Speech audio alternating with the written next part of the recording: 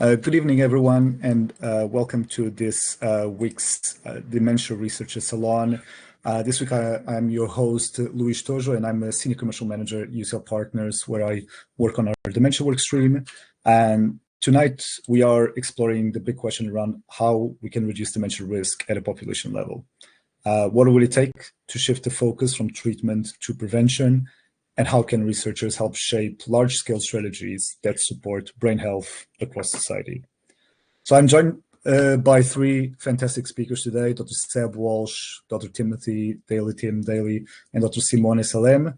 Unfortunately, Dr. Adrián Noriega de la Colina could not join us today due to sickness, and we wish him a speedy recovery. However, to take Dr. Noriega's slot, we have two additional excellent speakers joining us to discuss this really interesting topic. So introducing Dr. Seb Walsh first. He's a public health researcher and NIHR doctoral fellow at the University of Cambridge. Their work looks at how public health approaches can help reduce dementia risk across whole populations. Dr. Tim Daly is a postdoctoral researcher working on establishing the foundations of an international interdisciplinary approach to public brain health at Bordeaux Population Health. And finally, Dr. Simone Salemme is a neurologist and PhD fellow in neuroscience at the University of Modena and Reggio Emilia, where his research explores how integrating the frailty construct can enrich prognostication for people with cognitive decline. He also collaborates with the Italian National Institute of Health on national dementia and brain health projects. So if this is the first time that you're joining one of these research salons, each of our speakers will present for 10 to 15 minutes. And then after the talks, we're going to have a bit of a conversation, take your questions, and then hopefully hear some more additional thoughts from the audience. So let's get started and hear from our first speaker, Dr. Seb Walsh. Thanks a lot. I'm just going to try and share my screen. Can you see the slides? Yes. Okay. I can't see you guys, so just if anything comes up, then just shout because I can't see anyone. Yeah, okay, great. So thanks very much for the introduction. Thanks very much for having me. It's great to be here. It's great that we've got this theme session on population level approaches. This is my wheelhouse. I just finished my PhD, this is literally the title, Population Level Approaches to Dementia Risk Reduction. So I could talk for the next week about this, but I shan't because we have two other speakers. So I'm going to do 10 minutes and I'm going to do 3 slides of background and 5 slides of principles of the approach, and with a bit of evidence sprinkled in. And I'm not going to go into a huge amount of detail, but I will tell you where you can find papers and things that we've done at the end. So 3 slides of background. So firstly, population dementia risk can be lowered. These are the CFAS studies from the UK. There's similar studies from around Europe and North America in particular, which have the same findings. So the blue bars here are a survey in 1990. They went out into the community. So it's not about people going to hospital, into the communities in England. They tested people for dementia, and the age-specific prevalence is in the blue. And then they did exactly the same in 2010, 20 years later, same communities, same sampling method, same tests for dementia. And what you can see is that if you were 80 in England in 1990, you had about a 15% likelihood of having dementia. If you were 80 in 2010, 20 years later, that next generation coming through, your risk was about 10%. So we still have this exponential relationship with age, but the individual risk at any given age is much lower. And that means that although we are going to see more dementia as the population ages, and we have more people in each of these age groups, for any given individual, something has gone on for that second generation to lower the risk. Second bit of background is that we've then done a huge amount of work over the last 10, 15 years as a research field to understand what the different risk factors and protective factors are, some of which will explain those previous changes that we've observed, and some of which we might be able to use as prevention targets looking forwards to try and make sure that as we do future epidemiological surveys, we see continuing reductions or at least stabilization of those rates. And many of you will have seen this diagram from the Lancet before. I won't go through all of them, but the Lancet Commission has been together 2017, 2020, 2024. And each time the group of experts look at all of the observational, interventional, mechanistic, genomic evidence and decide which risk factors they think there's enough evidence to say these are causal. So these are all things we can target to try and lower population dementia risk. And background number 3 is that we can then decide at what level we want to try and address them. So anyone who kind of works in public health or epidemiology will be familiar with this kind of rainbow model, but this is really your socio-ecological model. So at the start, you have individual people, and as you work out to the outer layers of the rainbow, you get deeper and deeper into societal kind of fabric. So we can spend all of our energy here with individual people. This is really medicine. When people get sick, we try and treat them. We try and treat people based on their biology, based on genomics. We can go kind of one layer out and think about people's lifestyle factors. Do they smoke? Do they drink? Can we encourage them to not do that? If we tell them what their risks are, can we try and encourage them that way to change their dementia risk? Or we can start to think at higher levels around the community and the social networks that they live within, then what we would call the social determinants in that white layer and the commercial determinants. So what is the food environment? What is the access to green space, like to housing, to good jobs, to education, to pollution? And then right on the outside, you have the really deep societal factors like structural racism, sexism, homophobia, and also things like capitalism and inequality and climate change. So the further out you go, the harder it is to do anything, the harder it is to measure anything that you do and the effects of it, but the much more profound the effect can be. And so when we talk about population level approaches, or certainly when I do, I'm thinking as far out of that rainbow as we can get. Okay, so that's the background. It can be lowered. We know roughly what the target should be to try and lower it, and we can decide what level of that rainbow we want to go as our approach. I'm now going to do 5 principles of that population level approach. And this is from a paper that we have just submitting now, so hopefully we'll be out before too long. So the first principle is that primary prevention, primordial prevention, the bottom end of this triangle, they must be public priorities. That's not to say that other things aren't important. If you think about someone who wants to invest in dementia research, many people want to invest more and more in secondary prevention in particular, so biomarkers, drugs, monoclonal antibodies. We also need investment in care and supporting people who have established disease, that's tertiary prevention. But we must keep making the case the whole time for primary and primordial prevention. Primary prevention means tackling the risk factors, so people with risk factors are supported to lower them. And primordial prevention means you actually try and change the environmental conditions so that risk factors don't occur in the first place.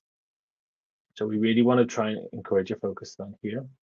And I go back here to really the founding father of public health, Charles Winslow, and who wrote a paper in 1920 in Science, The Untilled Fields of Public Health, which is freely available online. And he had this lovely phrase about applying our social energy and our community funds to make good the deficiencies in the beginning, as opposed to waiting for people to get sick and then trying to support them. So the first thing is we must have an advocacy role in which we continually make the case for investing in prevention. The second principle is that we need to think about reducing risk across the life course. So this is obviously not a kind of scientifically informed curve, but the premise here is that dementia risk, all those risk factors we talked about in the Lancet Commission, these things do not start when you turn 65 or when you turn 70 or when you turn 75. They build gradually across your life course. And the opportunity for protection and protective factors also and reserve also builds across the life course. So if all of our interventions are aimed at supporting people who are 65, 70, who are in that group just about to get dementia in the next few years so that we can do randomized trials and whatever, then what we're trying to do is undo 75 years worth of pathology accumulation and risk accumulation. And that's why we see such small effect sizes, I think. So we need to try and think about preventing across the life course, Principle 3 is that we want to try and reduce risk for everyone. This is Jeffrey Rose. He was an epidemiologist and at UCL in London. And in the 90s, he wrote this book, The Strategy of Preventive Medicine, which really after Winslow's 1920 paper, this is your other kind of foundational text for public health practice in the modern day. And his argument was that we can think about any disease, about a person's risk being either low or high or somewhere on that spectrum. So if you imagine, we could go around London and we could take everyone who has all 14 of those Lancet risk factors, and those people would be really high risk. We could have people who have absolutely none of them, are super fit and really high education, etc., and they'd be really low risk. But actually, if you think about the proportion to the population, the vast majority of people will be somewhere in the middle. Some people will have very high risk, some will have very low risk, but most people are somewhere in the middle. And so Rose described an approach to prevention, which is important and valid. And that's where we try and work out who the high risk individuals are and try and lower their risk. But his big observation was that actually the vast majority of people are here. And this very large group, although every individual within the group might only have quite a small amount of personal risk, when you add all of that up together, that's actually where the vast majority of population risk is. And so when we've run analyses in the UK cohorts, we've seen that up to 90% of cases over a 20, 30-year follow-up will come from people who are in the normal risk group. And so if your approach is all about trying to work out who apply risk scores and do risk stratification, you're going to miss the vast majority of incident cases, even if your intervention is successful, even if everyone in that group goes on to get dementia and now doesn't because of your intervention, the vast majority of cases will still happen because they occur in people who you'd never would have included in your intervention. So what Rose said is you really want a population level approach which tries to shift the whole curve. The whole population's risk is lowered. And clearly you can't do that with very resource intensive medical interventions. It has to be something on that outer layer of the rainbow. It has to be about changing conditions and environments in which we live rather than doing things directly applied to individual people. So we talked about reducing risk and primary prevention being a public priority. We talked about reducing risk across the life course.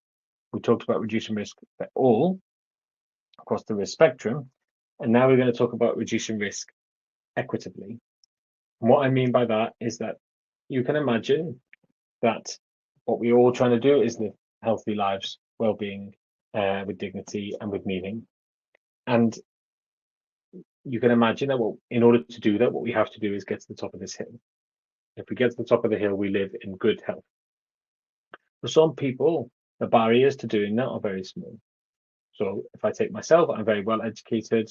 I have a nice house, and where I live has got nice green space. I can afford healthy foods. I know how to cook them. I'm motivated to cook them because I've got a life which I value, and I look forward to the future. I want my children to grow up healthy, etc., etc. For someone else, the barriers might be much greater. They might live in a very polluted area and not actually have the ability to change that. The education available to them when they were younger may not have been great. The job market available to them might not be great. And the food environment, they might be surrounded by fast food restaurants instead of healthy foods. And so if our interventions are focused on encouraging individuals, making individuals aware of their risk status on the basis that it might encourage them to change their lifestyle, what you're trying to do is push people up that hill. And you might be trying to support them up the hill. It might not just be telling them they need to do something. It might be supporting them. But even then, because these hills are different sizes, the people who are going to find it easiest to benefit from any kind of intervention like that are the people with the least barriers. And so what we see then with individual-based interventions and lifestyle-based interventions is that typically the more affluent you are, the easier you find it to benefit. And therefore we bake in health inequalities. We exacerbate them. And so what we really want to do in a population level approach is try and change the conditions and environment so that people's barriers to good health are less. And so that the brain healthy choice becomes more of the default or the easier option for people. Last point is that we need to think about reducing risk across generations. So the metaphor here is that you can think about healthy brains being the fruit of the tree. And this is the brains of all people in society as they grow old. And it's really the rainbow in reverse. So we can think about treating brains when they get sick. We can think about people's lifestyle and their immediate behaviors, which are just those distal branches holding on to the brain. And we could spend all our energy trying to treat all of those. There's lots of them, so it's very resource intensive. But of course, we feel that's where we want to go, because emotionally, that's where we see the problem. We see the damage to the brains. If we spend all our energy up there and we don't think about the health of the trunk, of the roots, of the soil nourishing the roots, and this might be your community level factors here, and getting down into those deeper social determinants of health, and then into the really deep things, the outer edge of that rainbow. If we don't treat the roots, the root causes of the problems, then the next generation of brains that come through on this tree will continue to be diseased. The next generation will continue to have the same problems, and we'll continue trying to firefight. And so we've now seen a big change, for example, in the UK with our government, where they really recognise this. It's not a sustainable approach to healthcare as the population ages. And we must think about ensuring that we have the right conditions in order that people can grow old in a way that we have healthy brains coming through in each generation. Okay, so 5 principles: reduce risk as a public priority, reduce it across the life course for all, equitably and cross-generationally. What I haven't done this evening is really go into detail about what that might look like, and some of the other papers that we've done that have really been more detailed analyses of some of these points. But if you scan the QR code, it will take you to the website of the research group, which we brought together, which is PLADA, Population Level Approaches to Dementia Risk Reduction Research Group, which has members from all across the world. And we've just started to put some papers together, some grants together. Our aim is about changing societal conditions and environments to lower dementia risk for all, and obviously providing evidence base to inform policies around that. And if you go to that website, we have an evidence hub there, which has all of the papers in much more detail, as well as a few other things to read and information about who's involved. And we welcome anyone else who wants to join us. There's a link to join us on there as well. Big thank you to lots of the collaborators. People like Tim and Simone should probably go in here, but I kind of run out of space. But I'm very grateful to work with such amazing people and funders. And you can find me on Twitter and Blue Sky and LinkedIn and wherever, or email me. I'm very happy to catch up with people afterwards if there's any interest. And I shall hand back over to Louis. Thanks so much, Seb. Excellent presentation. And we'll leave questions and wider discussion to the end. So I'll hand over now to Simone to start the next talk. Yes, thank you. So while I share my slides that you should now see them, I thank Seb for the brilliant introduction on the population perspective regarding primary prevention, because I will start exactly from that. Here are my disclosures. So this year, one of the most attended congresses in neurology has chosen Neurology Within Society as its headline theme, urging us to broaden our understanding of what it means to be neurologists, to be clinicians, to be physicians. In that spirit, I invite you to look beyond individual clinical management and focus instead on population level prevention. So we do have compelling evidence that up to 35% of dementia cases could be prevented or delayed by addressing modifiable risk factors throughout the life course. However, dementia prevention is a societal challenge, one that intersects with school systems, urban design, inequality of exposure, and public policy. Last year, our research group published the results of a document analysis of the 21 Italian regional prevention plans, and these are strategic documents developed by each region under a national prevention framework guiding health promotion and disease prevention activities between 2020-2025. Our analysis focused on universal or population-based approaches to dementia prevention, that is, intervention, like we heard from Seb, targeting entire populations, regardless of individual risk, to shift the overall distribution of exposure to risk factors. And we asked this question: are current regional policies aligned with what we know about the modifiable risk factors for dementia? And the answer is this. We categorized each policy action based on whether it directly targeted a dementia-related risk factor as per the Lancet Commission list, indirectly addressed a risk factor, for example, working groups that may reduce also social isolation, or did not target the risk factor at all. And we found that we had a really fragmented and uneven picture. While some common cardiovascular risk factors like physical inactivity and smoking were widely covered, dementia-specific domains such as hearing loss, air pollution, and social isolation were often absent. This analysis revealed a crucial insight. There is a gap between scientific knowledge and policy action in dementia prevention. So this year, we decided to take the next step, asking, what is the actual potential to prevent dementia in Italy based on current population level data? So we aimed to quantify the contribution of modifiable risk factors to dementia burden and to explore how this potential varies across the country. Our goal was to generate evidence that could help prioritize interventions, guide strategic investment, and enhance alignment between policy and need. In other words, we moved from policy intentions to epidemiological impact estimation. To estimate the potential for dementia prevention, we calculated the population attributable fraction, or PAF, for 11 modifiable risk factors. The PAF tells us what proportion of dementia cases in a given population could be prevented if exposure to a risk factor were eliminated. We used data from Italy's two major national surveillance systems that are PASSI, which monitors health behaviors and risk factors in the adult population aged 18-69, and PASSI d'Argento, which focuses on individuals aged 65 and over. Both systems involve a representative sampling of the resident population through structured interviews conducted by local health authorities. And to avoid overestimating combined impact, we applied a communality-weighted model, adjusting for interdependence between risk factors. Lastly, we estimated national averages as well as subnational ones, grouping Italy's regions into North, Center, and South macro areas to reflect historical and ongoing territorial disparities. Before proceeding, it's worth recalling that PAFs, population attributable fractions, are not universal constants.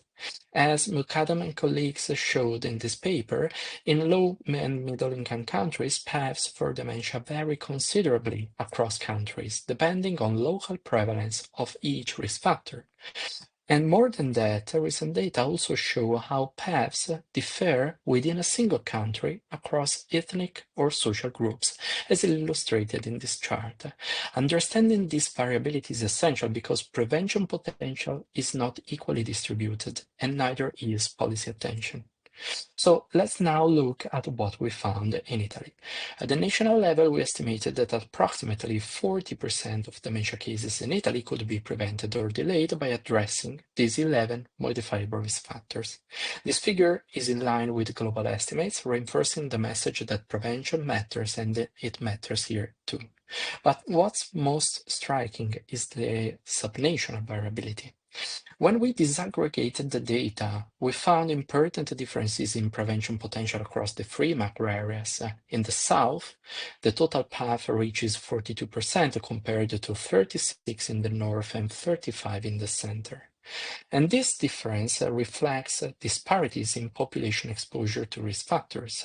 And importantly, it suggests that the greatest potential gains are located in the areas with the greatest health and social need.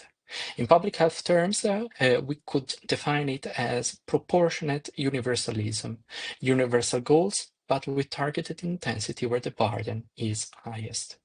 But it is not just a matter of absolute percentages. What we found especially informative was the morphology of the radar plots, their shape, not just their size. Here you see the regional level radar charts, and notice how the risk profile differ. In the north, we observe a relatively balanced distribution of moderate risks.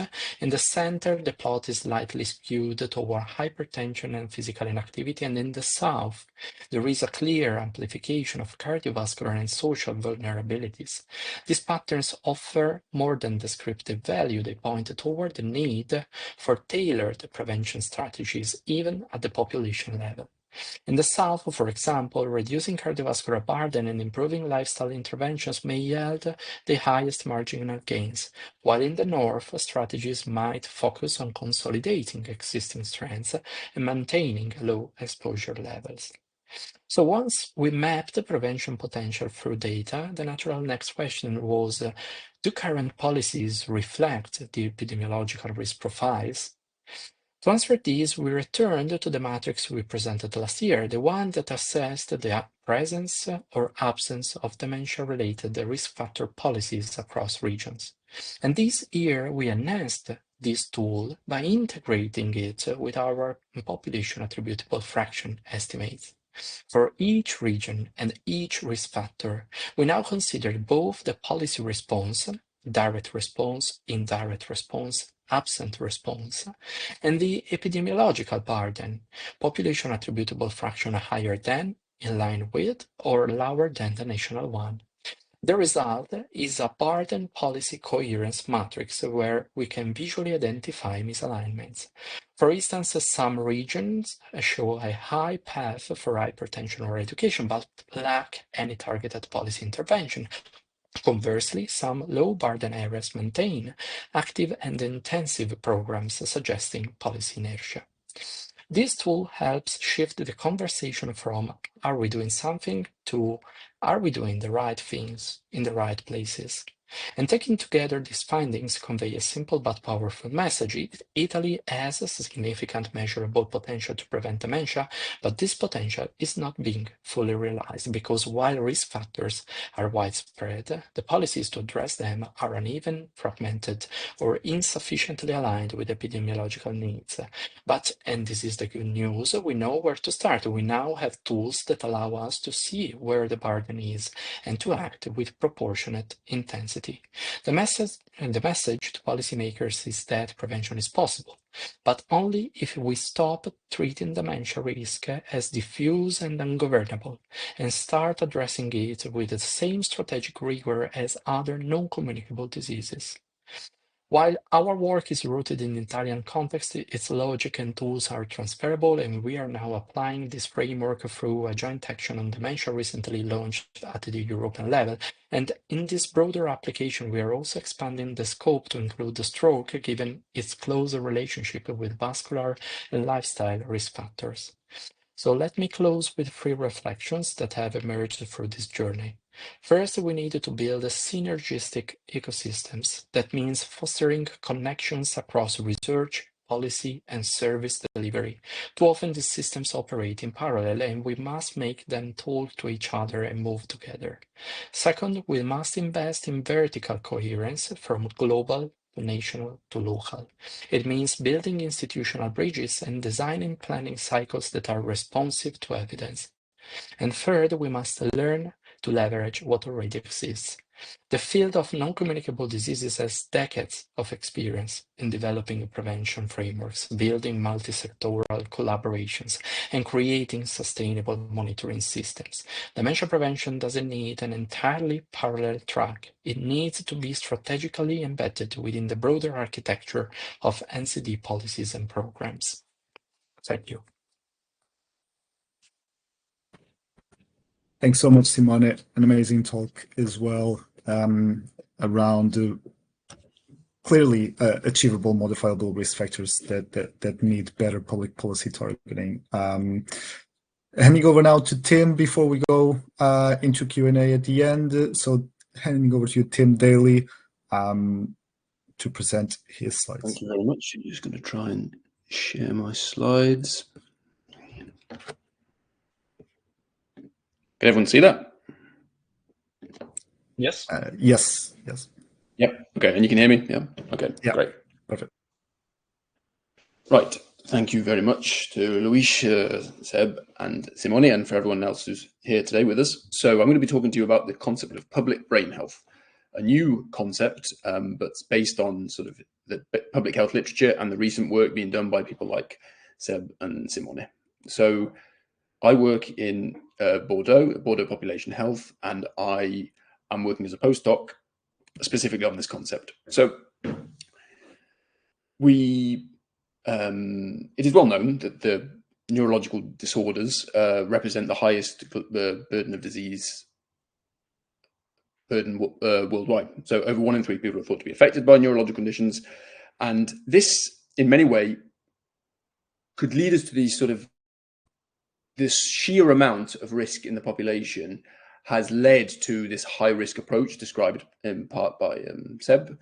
So, and until at least recently in the dementia community, there was this idea, and this is sort of summarized in this comment by Jill Livingston, who's the first author of the Lancet Commissions, that this idea that interventions to prevent dementia should target those at high risk. It's a very intuitive idea, right? We need to look for risk and target people who need the therapeutic capital that we can offer them. However, there's a sort of paradox here, and this is the prevention paradox mentioned by Seb in the public health literature, that, well, if you look at stroke, if you look at dementia, well, most strokes and most cases of dementia occur to people in lower risk categories, not necessarily those high risk sort of approaches. So you have this choice to make between, at the sort of level, more like a meta level. So there's going to be some sort of elements of this talk that are quite sort of philosophical, like what kind of society do we want? What kind of research and policy system do we want? Ultimately, we will have to choose how we distribute resources to different efforts. So some great work done by population level approaches have shown the interest of going beyond the high risk approach. And it's not for nothing that Sebastian and his colleagues have been involved in the last Lancet Commission on dementia. So this is the third commission. The first one was in 2017. There was another one in 2020, and it's a standing commission. And so the authors in the public health approach, this is the first time a public health approach has been mentioned in the Lancet Commissions. They mentioned the fact that it's a new thing. It's a relatively new idea, despite the fact that we know that the burden of neurological diseases, including dementia, is very high. So importantly, a public health approach recognizes the life course generation of ill health that is associated with socioeconomic deprivation. This is mentioned in both Seb and Simone's talks. So there is a move towards this idea of sort of focusing on, because the thing about the high risk approach is that it sort of suggests that all these prevention efforts are more relevant to some people than to other people. Brain health would be more important to those people who are at high risk of getting a brain disease. But there is a move towards this idea that we need to talk about the whole population when we talk about brain health. So the WHO in 2019 really released a set of risk reduction guidelines based on the high risk approach. But there is now a move, thanks to people like Seb and Simone doing this work on population approaches, towards a more, let's say, population-wide approach to talking about brain health. So we're not just talking about individuals at high risk for disease now, we're talking about the whole population. So I really recommend these documents by the WHO. But when people talk about brain health, that doesn't mean they're necessarily talking about one of these more population level approaches or even within the sort of public health space. So Seb mentioned the idea of secondary prevention. Well, one major approach to, and one major use of the word brain health is this idea of in brain health services. So this is, we're talking about secondary prevention. So people that we're doing this high risk approach. And it's really very much based on people going to memory clinics and sort of having their risk stratified and receiving a sort of quite intense therapeutic protocol to deal with that. That's one approach. The other sort of, there is now also a rise in the use of the term brain health and the concept of like a global brain health, but the word public brain health is used very little. And so there's there's a very heterogeneous literature in the brain health space. So we're trying to work on that concept of brain health, but what it might look like from a public health point of view. So public health has lots of different meanings. It can refer to population health. And just here, I'm just throwing around some of the sort of concepts I'm looking at. So public versus sort of private health access, because again, that sort of high risk approach in dementia memory clinics, that's sort of really, but that's quite, it's, the article mentioned, you know, there's a business case for it. It's not particularly high access. So that's an issue to be addressed from a population level. And also this idea of sort of focusing on individuals. We saw that quote of high-risk individuals, individuals at high risk. So we're really, it seemed to be, there's been a sort of dominant paradigm of focusing on individuals at high risk. So we need to sort of move away from that potentially if we're looking at the whole population. There's another aspect of public health, is sort of a consensus within public health since the 1970s, at least,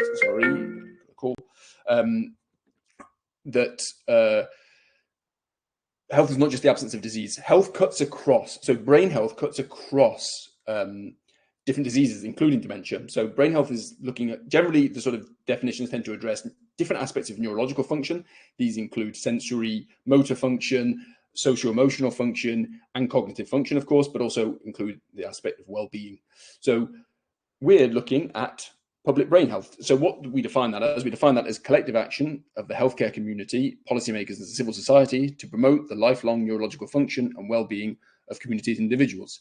So public brain health concerns the entire population and can be summed up with the mission statement of achieving good brain health for all. So just to give you an example, the work being done by Simone and by Seb is within public brain health. These are examples of public brain health, but public brain health goes beyond dementia. So public brain health has 4 goals. The first one is research, so to provide global knowledge about brain health and disease. So what's interesting is that there are lots of old methods, lots of new methods. Seb showed the sort of prevalence curves that we can see in high-income countries, but what's really interesting, if you look at some of where the majority of global cases of things like dementia are, well, in the sort of the global south, there's really new, interesting work being done with the exposome, for example, to show that these broader and deeper social conditions are responsible for ill brain health. And there's lots of new different kinds of sort of experiments we can do to look for instances where, for example, policy might have led to improvements or conversely reductions in brain health. And so, for example, you know, there's a really interesting wave of studies showing the effects of things like vaccination on dementia outcomes using interesting like natural experiments. So to provide global brain knowledge about brain health and disease is the research aim of public brain health. There's also a policy aim. So the idea is that we've seen a lot of focus on behavior change. However, the idea, some of the things that both Seb and Simone were talking about is this idea of empowerment that's not just about behavior change. This idea that you can just tell people what to do and they'll change their behavior, because we know that you know, on top of pre-existing inequalities, that might not be a very useful, and in fact may even cause harm if we rely only on that kind of approach. This idea of restoring control that is lost. So we saw, for example, in that exposome study that exposure to lack of access to healthcare, pollution, socioeconomic determinants of health, the idea of empowerment is to restore control, so help people change environments and therefore change behaviors thanks to those changes in environments. So some of the work done by Marty Marmot goes in this direction. This idea that if brain health is something that's fundamental to being human, the kind of policies that we should be designing should be based on more than just the brain. They should also involve these different aspects of sustainable development, because if health itself cuts across different diseases, well, it's likely that the kind of areas that there's going to be lots of overlap. So we should also be aiming at things like sustainable development goals at the same time. And of course, the life course approach is needed, because otherwise we're sort of waiting for people to get to that stage of risk before we really try and intervene. So that's the policy aim. There's also another aim, there's the advocacy aim. So the idea is to promote human rights. So this, so of course, we saw that 1 in 3 people is affected by a neurological condition. People who live with a neurological condition generally are subject to different kinds of discrimination, stigma. When we talk about discrimination, that can also be in the case of like legal impacts of things like epilepsy. Different laws exist, and so trying to improve the well-being of people living with neurological disorders requires things like harnessing legal environments to improve the outcomes of people living with neurological conditions. The right to education, we saw, if you've read the Lancet Commissions, you know that the low education is a modifiable risk factor for dementia.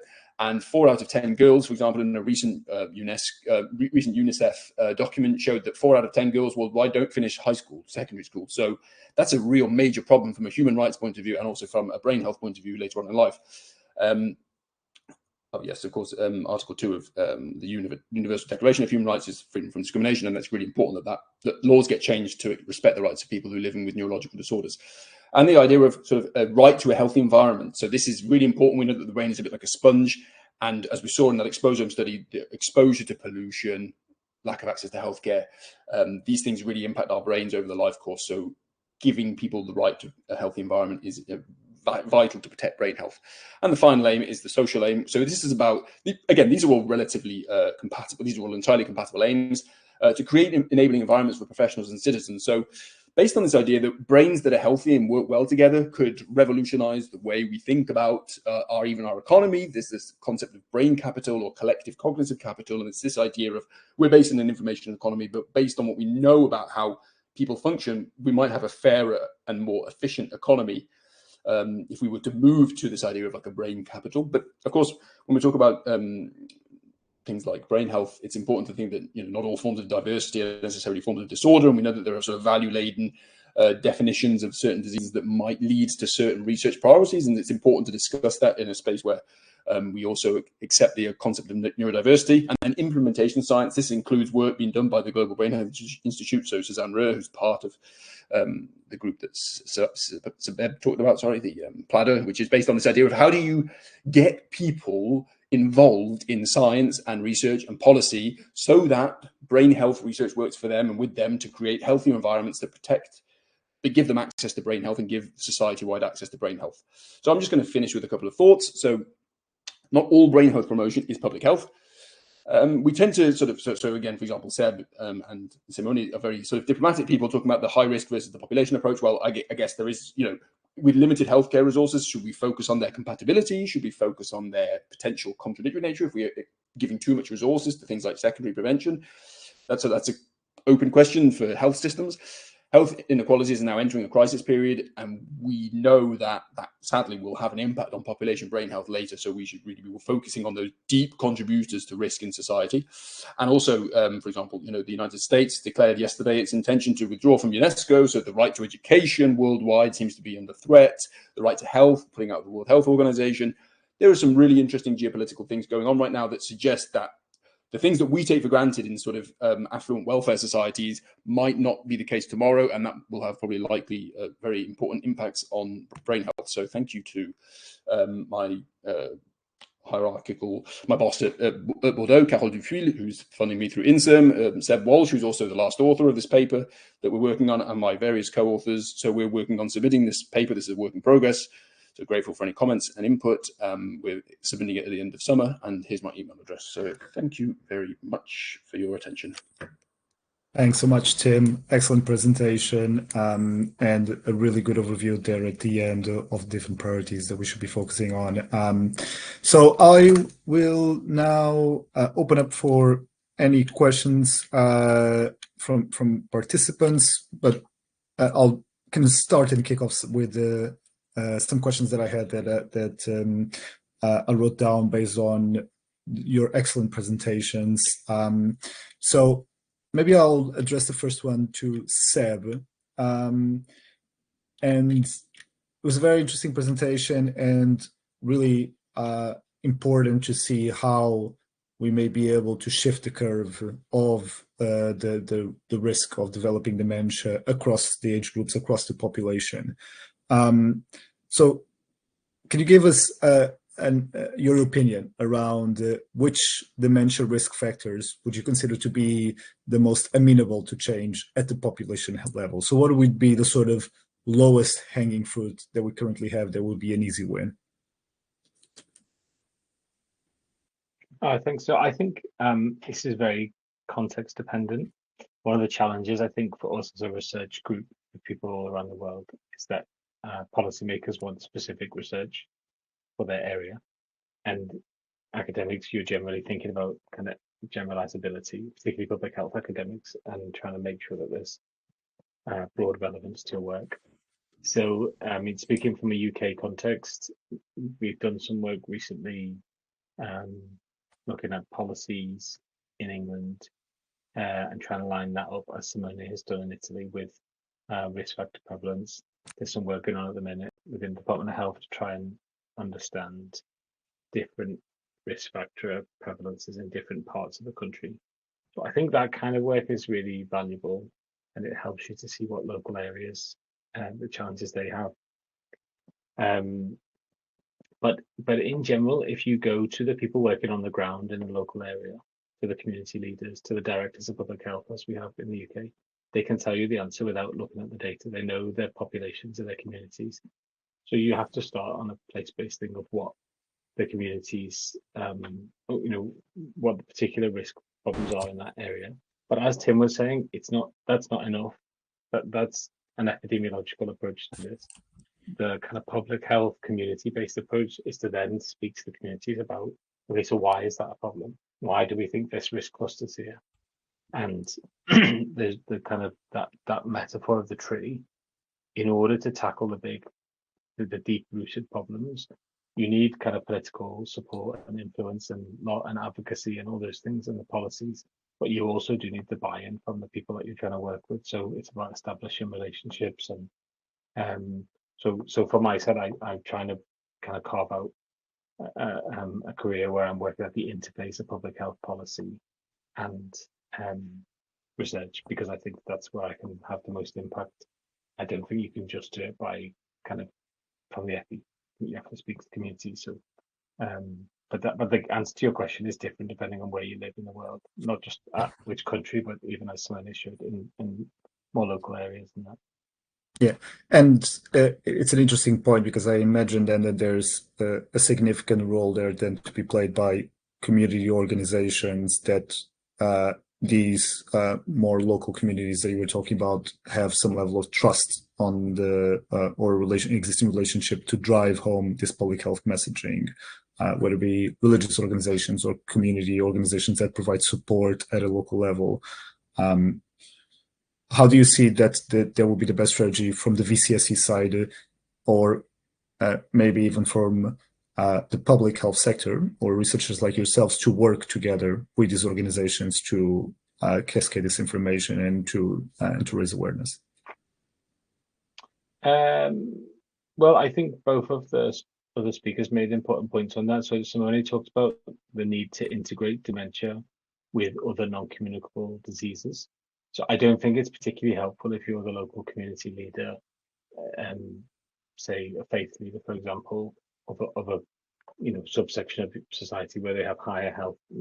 If you have the kind of dementia charities sending you these leaflet here, and then the diabetes people saying this, and then they're all broadly kind of thinking about the same upstream problems. So I think being connecting with other people in this space is important. And dementia research, we forget dementia risk reduction research is like 10, 15 years old. It's not, it's still quite a new thing. So we need to make those links. And Tim raised an interesting challenge around, if you see it as a choice between investing in one approach or another, then we end up kind of presenting these as polar opposites. I think that I'm in a bit more of a space now where the community level is almost like a kind of intermediate between, you have big kind of policy levers around taxation and marketing restrictions and food environment kind of reformulation programs, and we definitely need those. And we should all be advocating for those. And actually the charities, when they come together, and the community organizations can create political pressure to make those things happen and to make sure they're implemented locally. We do need to inform individuals and support them, and that's fine as well. And that will definitely keep happening, no matter whether we say it should or shouldn't happen. That'll just keep happening. And then there's this interesting bit at the community level where you have to find the levers that are available to those groups. But as always, it's about building relationships. Researchers have a bad reputation with local groups, in particular those who are in marginalized parts of society, for helicoptering in. I have my grant, I go in, I do this thing, and then I write it up, and then I'm off. And that's definitely not the right way. Of course, we're all born by, it's all driven by funding mechanisms and everything else. But I think partnering with people who have a more permanent relationship with the community is probably the way to go for that, and integrating across with other disease groups. Because I don't think it is helpful asking, can I have 2% of your budget for this and they want 2% for that, and when actually a more coordinated thing is definitely a better thing to do. Yeah, now makes perfect sense. Thanks so much, Seb. Really insightful. One question for Simone. If anyone would like, also before that, if anyone would like to post any questions, feel free to do it either in the live Q&A option down there or in the comments or in the chat function. One for Simone. Do you think, based on the sort of risk factors that you showed, and it seemed like there was a lot that could be addressed from what you described, and in an ideal scenario, if we could change anything about public policy for the context that you've been studying, but maybe it can be translated into other countries besides Italy as well, and if money is no object, what do you think would make the biggest difference from a public policy change that could be enacted? Yeah, thank you very much, Luis. I think that based on the Italian scenario, what we found was really lacking was a real attention to hearing loss in terms of diagnosis, in terms of treatment from the healthcare perspective, but also in terms of stigma from the population. We have a little population that access to the services that should lead to the diagnosis of hearing impairment, and even though they do so, then probably only a minority of them will use the hearing aids, and that is one of the major risk factors that we have for cognitive decline. But then we have to think of how raising awareness about this risk factor, how empowering people in better knowing this health component could translate in terms of out-of-pocket expenses, because in Italy, hearing loss is quite outside of what is covered by our universal national health services. So if we really want to stick to the fourth principle that Seb talked about in terms of equity, we should think before doing so of the entire care pathway, of how we could manage a reimbursement to let also the most deprived populations to be able to afford what is the treatment after the diagnosis. And this is one of the examples. Right, excellent. Thanks so much, Simone. And you also talk about equity as well, and access to equal access to this public health policy and information. And we see that obviously there are going to be huge gaps in terms of the people that do access this information or even act on it, right?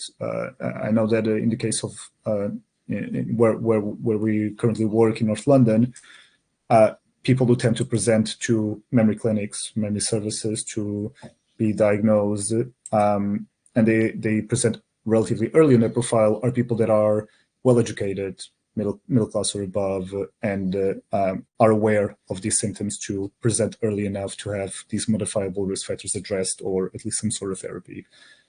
So from your view, what are some of the barriers to keep equity at the heart of dementia prevention? I think that absolutely literacy in the terms of how this condition is perceived. And we in the neurological field often see this major barrier, that is the perception of the disease. Dementia, if we are talking about dementia, there is still the concept of senile dementia, that is something that do not exist and is the byproduct of an ageistic view of cognitive function. So we have centenaries that are still with cognitive functions that are perfectly fine for the function that is required for their age and their environment. But also, if we think about epilepsy, we have populations in the world that interpret epilepsy such as a divine punishment, and population in which the perception is very biological. So I think that also taking into account what Seb was talking about in terms of context, adaptation context, taking into account also the cultural and social variable, and these can only be done if we really embrace the co-design and co-production frameworks, not in a tokenistic way that we can put this sign on the checklist. Okay, we have the patient representatives, but in a way that these representatives can really talk in an effective way with the social workers, the health workers, and then translate into a very impactful intervention. Great, thanks so much, Simone. That's really insightful into how we could be addressing this issue of equity that I think is going to become more pronounced, and that also is a role for public policy for that. Tim, I'm going to hand over to you now for a couple of questions as well. And I think the first one that I want to ask is, you mentioned some reports and some policies that were published, particularly also WHO reports around this. I'm wondering, are you aware of any sort of international models of risk reduction that other countries could and should learn from, and how would we go about potentially implementing them? I think Seb can definitely answer that question better than I can from a international dementia risk reduction and policy. I would suggest he's more savvy on that. Seb, do you have any thoughts on that? I was not listening because I was answering the question in the chat. So no, this is also quite an interesting question. But yeah, I was asking if there's any international models of risk reduction that we could potentially learn from. Any good examples that other countries should and could learn from? Well, I mean, the challenge for dementia risk reduction is that if the question is, we have this burden of dementia, we want to do something about it, then everything we've been talking about is the answer. But if the question is, what is the public policy, the model that we should all be following for dementia, it doesn't work that way, because the policies we're talking about, we did a big review where we identified population level evidence for interventions against the risk factors in the Lancet Commission. And we were looking at things like sugar tax and reformulation of food products for less blood pressure. And we've modeled the effects for dementia after you account for the effects on other diseases. But none of those things are going to convince a politician, oh, we should have a sugar tax because it's got this effect of dementia. It just doesn't work that way around. So the answer to that question can only be in the kind of individual level things, in the sense of, you know, where you need like the fingers trial or a specific kind of dementia cognition based approach for individuals.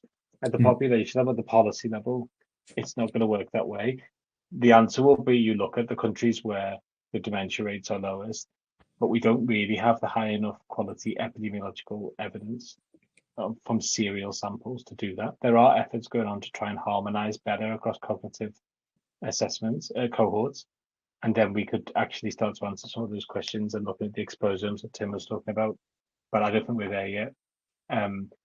The poster children or for public health in general would be the kind of Scandinavian countries where you have low levels of inequality and high health and high. I was wondering if I could maybe jump in there. That's sort of the point I was sort of going to make in response to your question, Luis, would be that essentially it's the model to follow when you look at sort of these interesting curves, that Seb showed about reductions in sort of age-corrected prevalence is the idea of just making an affluent welfare society available to as many people as possible is probably the best thing we could do with improved democracy. Like the exposome research suggests that there's very non-specific things. If we package dementia prevention as this sort of commodity for based on sort of individuals and their risk, then yes, like as Seb was suggesting, if we're framing it in that way, then there are the Worldwide Fingers Initiative is a very interesting initiative from that point of view, because it's the way it sort of decentralizes power. It gives the local researchers a lot of power. It allows them to adopt it to context. That's great from like an international research initiative, but from a public health point of view, getting brain health promoting factors to the population, we need access to education, access to healthcare, safe, stimulating environments across the lifetime with social connections and community fabric. These are the kinds of basic things that keep our brains healthy.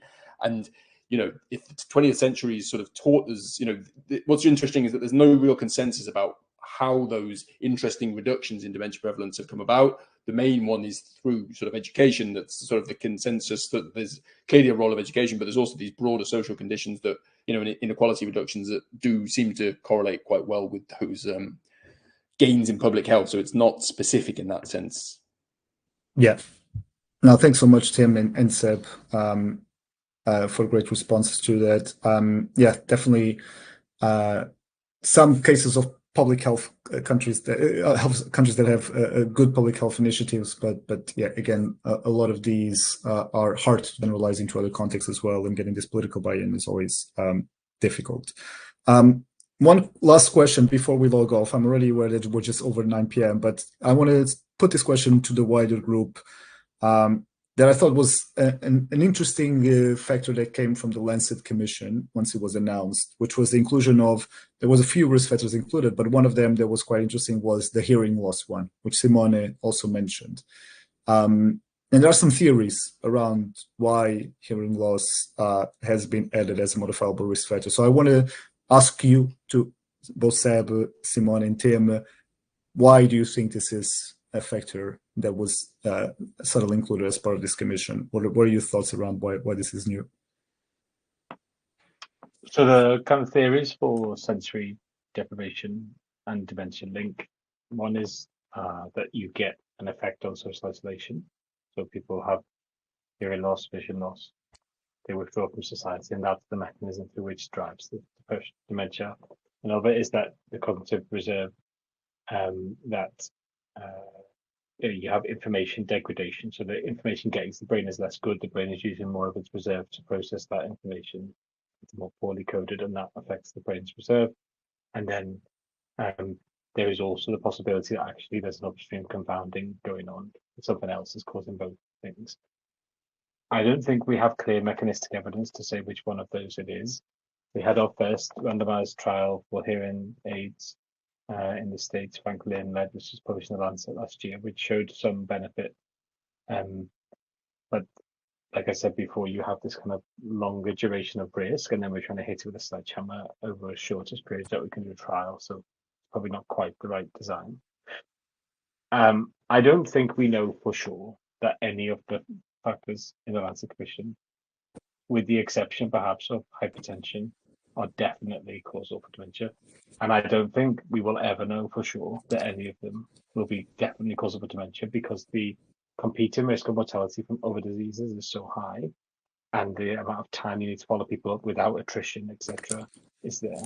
So I don't think we'll ever know, but I think the Lancet Commission is the best approach we're going to have of bringing the right people in the room to discuss the right evidence that we can generate and go from there. I also think that it's worth just mentioning that if you do get dementia and you have a hearing aid and you can hear, your well-being will be higher than if you don't. And again, if you have cataract, glaucoma, or whatever, and you have them treated and they have access to that treatment, that is going to improve your well-being irrespective. So I think from a kind of ethical standpoint, it's absolutely fine that we advocate for these things, even if we're not 100% clear. Obviously, you need to be transparent with people about what evidence we do or don't have. But the vision loss one, there was some evidence of, if you have cataract operation in a managed health system where there wasn't obvious inequalities in access to treatment, that there was a benefit of having them treated in terms of dementia risk. So we don't know the mechanism.